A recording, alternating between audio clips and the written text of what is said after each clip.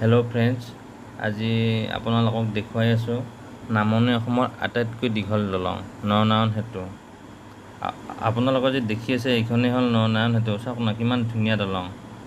এইটো হৈছে ব্ৰহ্মপুত্ৰ নদী আৰু সোঁখন পাহাৰ আৰু দলংখন হৈছে দুইখলপীয়া দলং আৰু দলঙৰ তলৰ ভাগটোৰে ট্ৰেইন যায় আৰু ওপৰৰ ভাগটোৰে বাছ গাড়ী এইবিলাক যায়।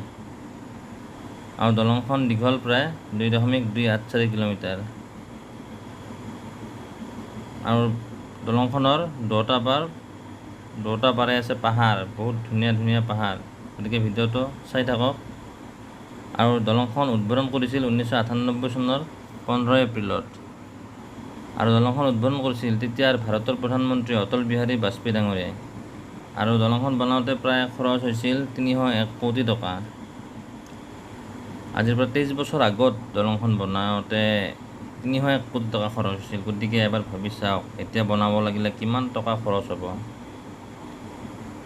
আৰু সেইখন পাহাৰ, ইমান ধুনীয়া এখন পাহাৰ, চাওক না কিমান ধুনীয়া ভিউ। এইফালে ব্ৰহ্মপুত্ৰ নদী, কাষত পাহাৰ আৰু এইফালে সোঁখন এখন পাহাৰ। আৰু আপোনালোকৰ ওচৰত মোৰ এটা ৰিকুৱেষ্ট, আপোনালোকে যাতে মোৰ এই চেনেলটো ছাবস্ক্ৰাইব কৰি দিব আৰু কাষত থকা বেলটো টিপি দিব আৰু ভিডিঅ'টো শেষলৈকে চাই থাকক।